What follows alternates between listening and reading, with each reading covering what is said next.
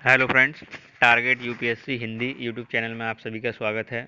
आज हम इसमें थर्ड वीडियो देखेंगे। एनसीईआरटी कोर्स जो हमने आप लोगों के लिए शुरू किया है उसमें आप ये थर्ड पार्ट हम लेके आए हैं, पार्ट नंबर 3। ठीक है।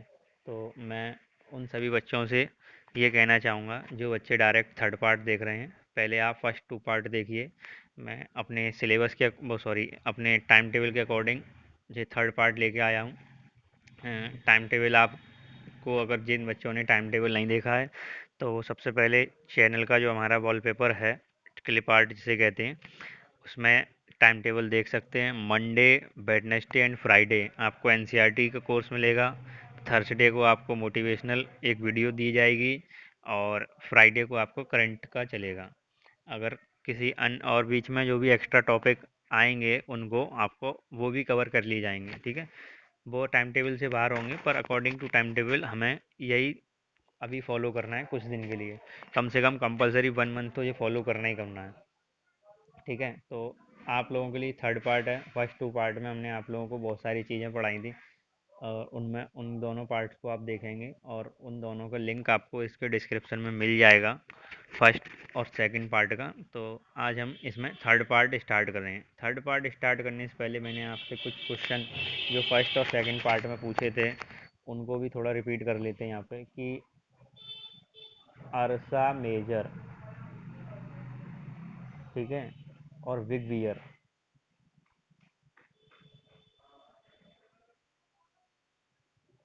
अरसा मेजर और विग वियर, ये दोनों क्या चीज़ें हैं? आप लोग कमेंट के माध्यम से ज़रूर बताएंगे आप हमें। ठीक है, कमेंट के माध्यम से आप हमें ज़रूर बताएंगे। ठीक है। आप लोगों का ही फ़ायदा होगा इसमें, मेरा कोई फ़ायदा नहीं होगा। अगर आप मतलब कमेंट करेंगे तो आपकी सोचने और समझने की कैपेसिटी को बढ़ाया जाएगा बेटा। ठीक है, इसलिए आप कमेंट जरूर कर दिया करिए। इसके बाद हमने एक ड्वार्फ प्लेनेट यानी कि क्षुद्र ग्रह के बारे में पढ़ा था जिसका नाम था प्लूटो। ठीक है। अब आप लोगों को ये बताना है कि प्लूटो को किस वर्ष, प्लूटो को किस वर्ष क्षुद्र ग्रह की लिस्ट से, वो सॉरी ग्रह की लिस्ट से क्षुद्र ग्रह में कन्वर्ट कर दिया गया, किस वर्ष कर दिया गया, ये आप लोग हमें बताएंगे। हमने आपको सेकंड पार्ट में ये पढ़ाया है। सेकंड पार्ट में वीडियो जब लास्ट हो रही होती है वह हमने ये आपको पढ़ाया है। और कौन सी संस्था थी जिसने इसको प्लेनेट से ड्वार्फ प्लेनेट में इसको भेज दिया था कि प्लूटो प्लेनेट नहीं है, प्लूटो एक ड्वार्फ प्लेनेट है? कौन सी संस्था थी जिसने ये कार्य किया था? उसके बाद हमने आपको पढ़ाया था कि पृथ्वी है, हमारी पृथ्वी है, इसकी इस सन से दूरी कितनी है? पृथ्वी की, पृथ्वी की सूर्य से दूरी, ये हमने आपको पढ़ाया था।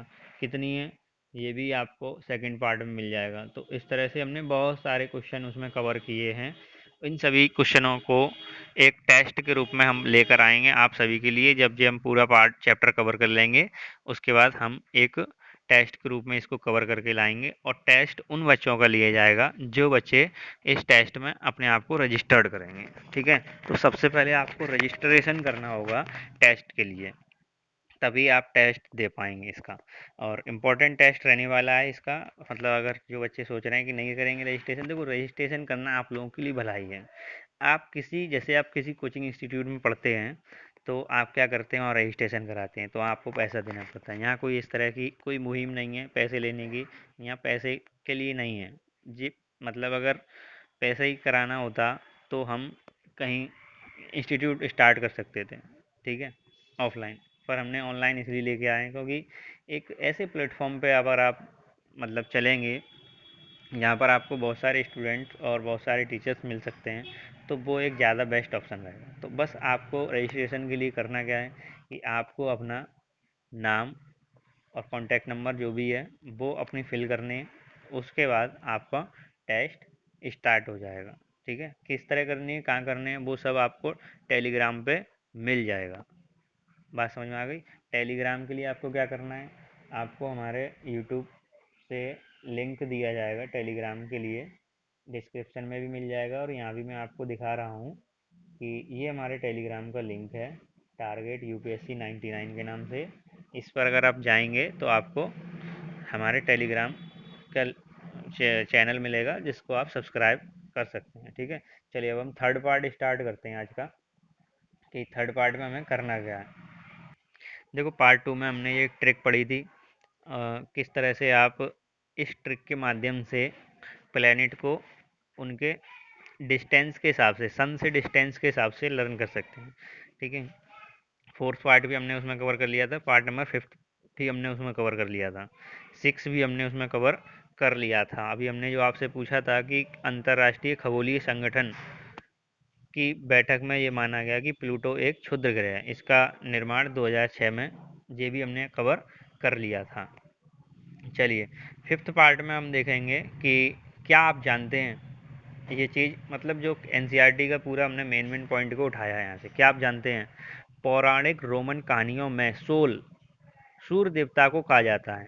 काफ़ी इंपॉर्टेंट चीज़ हो जाती है कि नहीं हो जाती? अगर यही चीज़ आपके एनसीईआरटी में आ जाए, वो यूपीएससी के तथ्य कथन वाले पॉइंट्स में आ जाए कि पौराणिक रोमन कहानियों में सूर्य को सोल कहा जाता है, बहुत से बच्चे नहीं बता पाएंगे, मैं इस बात की गारंटी से दावा कर सकता हूँ। बहुत से बच्चे, क्योंकि हम लोग करते क्या है कि हम जो मेन चीज़ हम किस में लगे रहते हैं कि इम्पोर्टेंट क्या चीज़ है, इम्पोर्टेंट क्या चीज़, मतलब हमें एक मिनट में सारी चीज़ वो पता चल जाए कि जो यूपीएससी में आ रही है बस, और उसी को हम पढ़ लें और हम बन जाएं कलेक्टर। हम ये चाहते हैं, ऐसा तो कभी नहीं हो सकता। आपको सिस्टम से चलना पड़ेगा।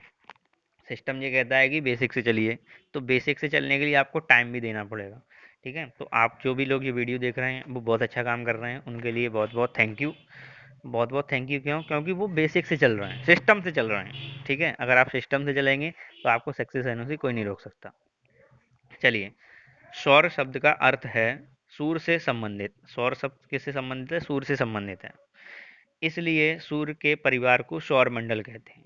क्या कहते हैं? सौर मंडल कहते हैं, यानी कि सोलर सिस्टम कहा जाता है। यानी कि वो किसका परिवार है? सूर्य का परिवार है, जिसमें अब सौर मंडल में कौन कौन सी चीज़ें हैं वो हमने आपको पार्ट वन और पार्ट टू में बताए हैं, सौर मंडल में कौन कौन सी चीज़ें आएंगी। ठीक है, फिर भी मैं रिपीट कर देता हूँ, जो बच्चे थर्ड वीडियो देख रहे हैं, कभी कभी मतलब ऐसा लगता है कि फर्स्ट और सेकंड पार्ट में ये सब, तो इसमें देखो सन आएगा, प्लैनेट्स आएंगे, क्षुद्र ग्रह आएंगे यानी कि ड्वार्फ प्लैनेट्स हो गए, और उल्का पिंड्स हैं, और उपग्रह यानी कि जो भी सैटेलाइट्स हैं वो सब किस में आएंगे? सौर मंडल में आएंगे। बात समझ में आ गई? सौर शब्द का उपयोग करते हुए और अधिक शब्दों को लिखें, मतलब ये बच्चों के लिए, आपके लिए नहीं है, वो छोटी क्लास में है इसलिए उनको शब्द लिखना सिखाया जाता है। तो बस आपको तो बस इतना जानना है कि जो सूर्य है, सोल, कहाँ के देवता हैं? यानी कि सोल, सूर्य देवता को कहा जाता है। किन कहानियों में सूर्य को सोल कहा जाता है? तो रोमन कहानियों में ये कहा जाता है। बात समझ में आ गई? रोमन कहानियों में कहा जाता है। इसके बाद शब्द की उत्पत्ति के बारे में थोड़ा पढ़ेंगे, ये थोड़ा इम्पोर्टेंट हो जाता है, आप लोग इसको अच्छे से पढ़ेंगे, ये पॉइंट इम्पोर्टेंट हो जाता है। कैसे हो जाता है कि ऐसे बहुत से शब्द जिनका उपयोग हम एक भाषा में करते हैं, अक्सर वे दूसरी भाषाओं के लिए गए शब्द हो सकते हैं। इसमें लिखा है कि ऐसे शब्द जिनका उपयोग हम अपनी भाषा में करते हैं, जैसे हम कैंची शब्द का इस्तेमाल अपनी भाषा में करते हैं, पर कैंची क्या है? दूसरी भाषा का शब्द है। रिक्शा हम इस्तेमाल करते हैं, क्या कोई हमें बताएगा रिक्शा किस भाषा का शब्द है? अलमारी, ये हम इस्तेमाल करते हैं। ठीक है, ये सब किस भाषा का शब्द है? हिंदी जो हम इस्तेमाल करते हैं, हिंदी किस भाषा का शब्द है? क्या कोई हमें कमेंट में बताएंगे? जो भी स्टूडेंट हैं, किस भाषा का शब्द है? उदाहरण के लिए ज्योग्राफी एक अंग्रेजी शब्द है, ज्योग्राफी का हम पढ़ते हैं, इसमें बताया गया ज्योग्राफी क्या एक अंग्रेजी शब्द है, यह ग्रीक भाषा से लिया गया है। किससे लिया गया है? ग्रीक भाषा से, जिसका अर्थ है पृथ्वी का विवरण। ज्योग्राफी का मतलब होता है पृथ्वी का विवरण, किसमें? ग्रीक भाषा में। यह दो ग्रीक शब्दों से मिलकर बना है, जिसमें जी का अर्थ है पृथ्वी का,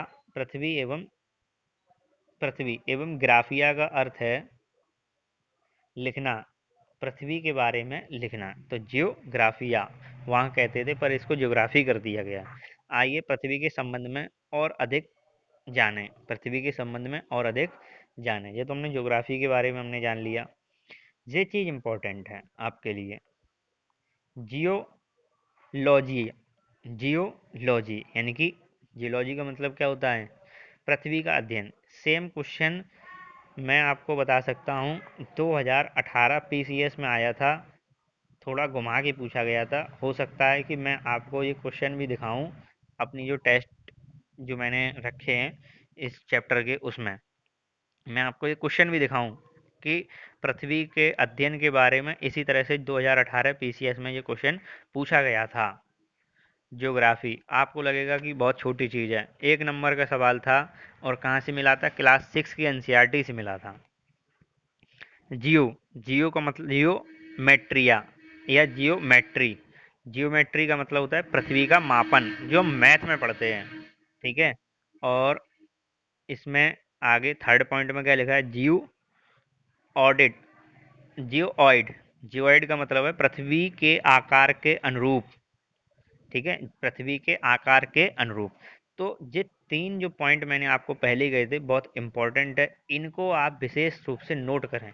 देखो पढ़ने का क्या तरीका होता है कि जो हम पढ़ते हैं उसका रिवीजन नहीं कर पाते हैं। अब जैसे जो बच्चे ये वीडियो देख रहे होंगे वो एक बार तो नोट्स बना लेंगे, पर उसका बार बार रिवीजन नहीं करेंगे, और उससे क्या होगा कि उन्हें ये लगेगा कि हाँ मैंने ये चीज़ पढ़ी है, पर कब पढ़ी है? वो बहुत पहले पढ़ी थी पर भूल गए।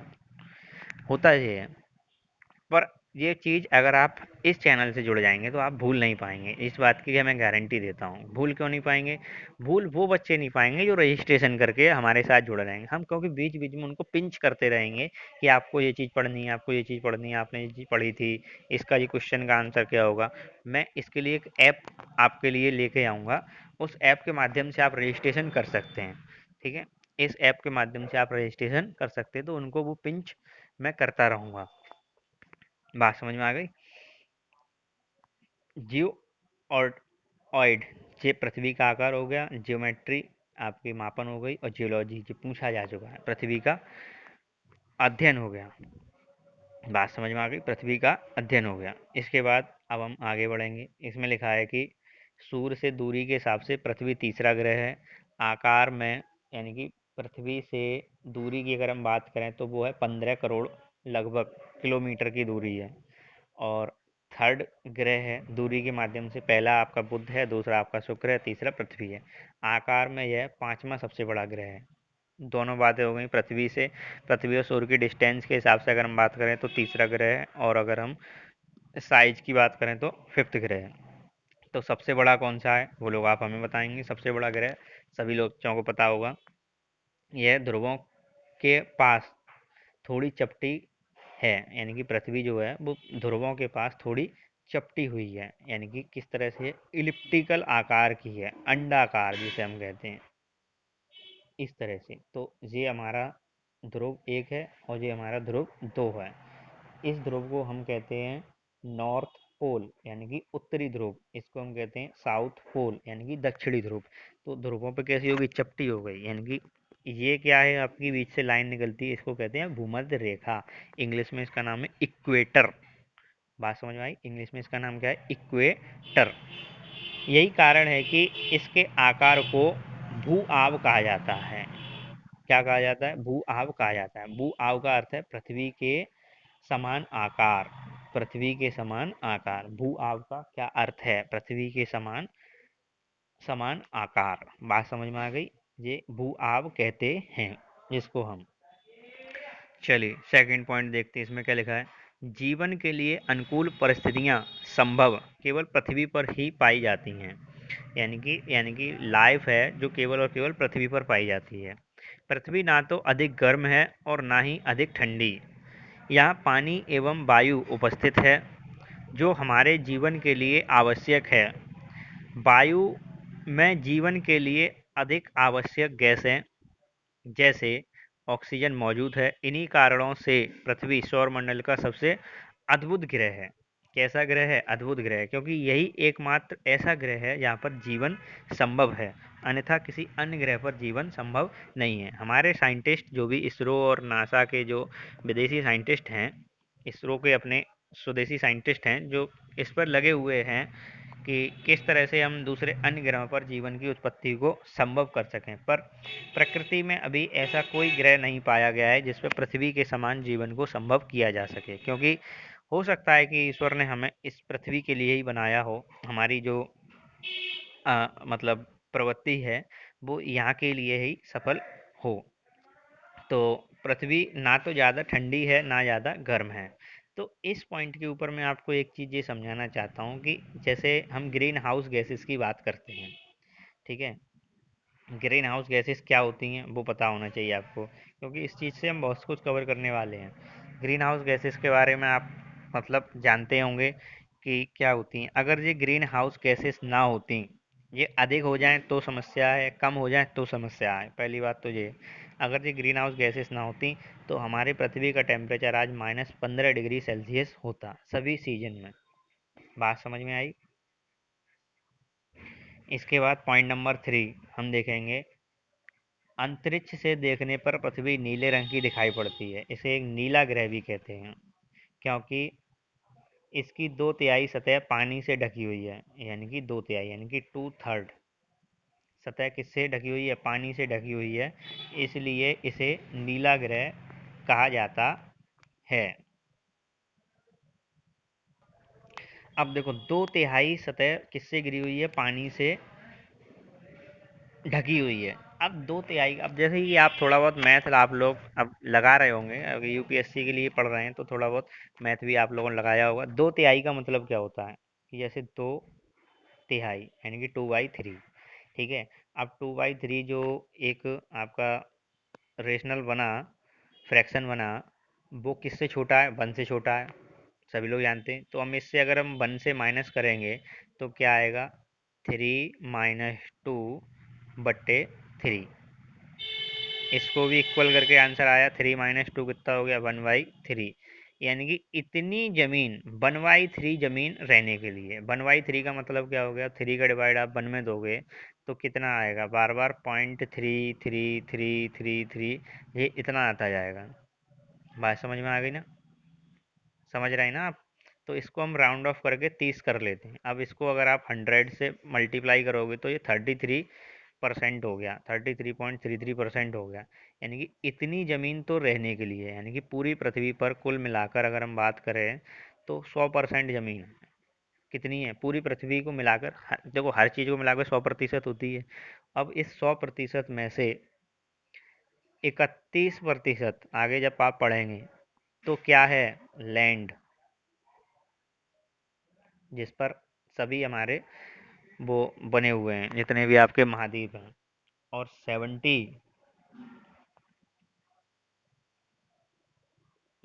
और बचा जितना ये बच गया 30%, सॉरी 30% और 70% आपका क्या है? वाटर। बात समझ में आ गई? 70% क्या आएगा आपका? पानी, वाटर, पूरी पृथ्वी पर है। यानी कि सबसे ज़्यादा क्या है? पानी है। इसलिए ये कैसा ग्रह दिखता है? नीला दिखाई पड़ता है। बात समझ में आ गई? फोर्थ नंबर पर क्या लिखा है कि हमारी पृथ्वी के पास केवल एक उपग्रह है। क्या है हमारी पृथ्वी के पास? केवल एक उपग्रह, जिसका नाम क्या है? चंद्रमा। यानी कि पृथ्वी का ये नेचुरल सैटेलाइट है। ठीक है, कैसा सैटेलाइट है? नेचुरल। इसका व्यास, व्यास का मतलब होता है डायमीटर। डायमीटर पृथ्वी के व्यास से का केवल एक चौथाई है। एक चौथाई है, मतलब पृथ्वी का जितना डायमीटर है उसका 1/4 डायमीटर किसका है? चंद्रमा का है। यह इतना बड़ा इसलिए प्रतीत होता है क्योंकि यह हमारे ग्रह से अन्य खगोलीय पिंडों की अपेक्षा नज़दीक है। जैसे पृथ्वी, और ये हमने अर्थ मान लिया, और ये हमने मान लिया सन। तो इनमें दूरी कितनी है? 15 करोड़ किलोमीटर की। ठीक है, ये हमने क्या मान लिया? मून, चंद्रमा। दूरी कितनी है? 3 लाख किलोमीटर के समथिंग है। ये पास है। अब जब आप किसी चीज़ के पास होंगे तो आपको बड़ी दिखेगी, और जब किसी चीज़ के आप दूर होंगे तो आपको छोटी दिखेगी, सीधी सी बात है। तो सभी ग्रह अक्सर मतलब बड़े छोटे क्यों दिखते हैं, मतलब ये चंद्रमा छोटा है और फिर भी बड़ा दिखता है क्योंकि वो हमसे पास से देखते हैं। बात समझ में आ गई? उसको हम जूम कर लेते हैं मतलब थोड़ा समझने के लिए बता रहे हैं आपको। और सन जो बड़ा है और फिर भी छोटा दिखता है, क्यों? क्योंकि वो बहुत दूर है हमसे, बहुत दूर है। चलिए, इसके बाद अब हम नेक्स्ट पॉइंट देखेंगे, फिफ्थ पॉइंट। इसमें लिखा है यह हमसे लगभग 3,84,400 किलोमीटर दूर है। कौन? चंद्रमा। यह आप पृथ्वी से सूर्य एवं चंद्रमा की दूरियों की तुलना कर सकते हैं। यहाँ से आप सूर्य और चंद्रमा की दूरी की तुलना कर सकते हैं, जो मैंने आपको करके दिखा दिया। चंद्रमा पृथ्वी का एक चक्कर लगभग 27 दिन में पूरा करता है। बहुत काम की बात है यहाँ पर। काम की बात यह है कि पृथ्वी से हम जब चंद्रमा को देखते हैं तो हमें चंद्रमा का एक ही हिस्सा दिखाई देता है, जिस पर चंद्रमा के जो धब्बे हैं वो दिखाई देते हैं। ठीक है, ऐसा क्यों? हमें दूसरा हिस्सा क्यों नहीं दिखाई देता चंद्रमा का, वो यहाँ से क्लियर होगा अभी। देखिए, चंद्रमा जो है जैसे सूर्य का एक चक्कर पृथ्वी 365 दिन में लगाती है। बात समझ में आ रही है? उसी तरह से चंद्रमा पृथ्वी का एक चक्कर 27 दिन में पूरा करता है। लगभग इतने ही समय में यह अपने अक्ष पर एक चक्कर भी पूरा कर सकता है। अपने अक्ष का मतलब हो गया जो अपनी एक्सिस है। जैसे पृथ्वी सूर्य का एक चक्कर 365 दिन में लगाती है, बट अपनी एक्सिस पर वो 23 घंटे कुछ मिनट, यानी कि राउंड ऑफ करके अगर हम बात करें तो 24 घंटे में पूरा कर लेती है। इसी तरह चंद्रमा अपनी एक्सिस पर भी लगभग 27 दिन में, और पृथ्वी का चक्कर भी लगभग 27 दिन में पूरा करता है। यही कारण है कि पृथ्वी से हमें चंद्रमा का केवल एक हिस्सा दिखाई पड़ता है। यही कारण है कि पृथ्वी से हमें चंद्रमा का क्या दिखाई पड़ता है? एक हिस्सा दिखाई पड़ता है। बात समझ में आई? आई ना? ये इम्पोर्टेंट पॉइंट्स हैं। ठीक है, ये चीज़ आपको बहुत कम जानने को मिल रही होगी, जो न्यू स्टूडेंट होंगे। जो ओल्ड स्टूडेंट है, जो तैयारी कर रहे हैं, उन्हें शायद इस बातें पता हों। इसके बाद ये मतलब कुछ पॉइंट्स और हैं, इनको हम अब नेक्स्ट वीडियो में कवर करेंगे। तो आज की वीडियो में हम इतना ही रखते हैं। और जैसा कि हमने सेकंड पार्ट में भी कहा था, अभी इस पार्ट में भी कह रहे हैं, वीडियो अच्छा लगे तो चैनल को सब्सक्राइब ज़रूर करें, शेयर करें, और आगे इसी तरह से हमारे साथ जुड़े रहें। हमारे साथ और गहराई से जुड़ने के लिए आप हमारे टेलीग्राम को ज्वाइन कर सकते हैं। ठीक है, आप किसको ज्वाइन करेंगे? आप हमारे टेलीग्राम को ज्वाइन करेंगे। यहाँ से आपको सारे पीडीएफ मिल जाएंगे। टेलीग्राम का लिंक डिस्क्रिप्शन में भी दिया है, वो मिल जाएंगे। जिन बच्चों ने पार्ट 1 नहीं देखा है, पार्ट 2 नहीं देखा है, वो पार्ट 1 और 2 देखें, तब ये थर्ड पार्ट देखें। ये आप जो पार्ट देख रहे हैं वो थर्ड पार्ट है, तब देखें। ठीक है, ये पीडीएफ ये पीडीएफ आपको टेलीग्राम में डाल दिया जाएगा। टेलीग्राम से आप डाउनलोड कर सकते हैं। प्लस इसके बाद ये चैप्टर, जब हम चैप्टर 1 कंप्लीट कर लेंगे तो हम चैप्टर 1 का एक टेस्ट रखेंगे। टेस्ट कहाँ पर होगा, वो आपको टेलीग्राम में आपको जानकारी दी जाएगी। इसलिए आप ज़्यादा से ज़्यादा टेलीग्राम से जुड़ जाएं, जिससे आपको जानकारी पता हो सके। टेस्ट बेसिकली हम ऐप से रख सकते हैं, क्योंकि हम अपना ऐप बनवा रहे हैं। आप ऐप से जुड़ सकते हैं। ऐप आपको जल्दी प्रोवाइड करा दिया जाएगा, जिसके आप उसमें इस चैप्टर के टेस्ट भी दे सकते हैं। सारी चीज़ें उसमें आपको मिलती रहेंगी। ठीक है, तो आज की वीडियो में हम इतना ही रखेंगे। और आप लोगों से निवेदन है कि चैनल को लाइक सब्सक्राइब ज़रूर करें, और वीडियो अच्छी लगी हो तो शेयर ज़रूर करें। Thank you.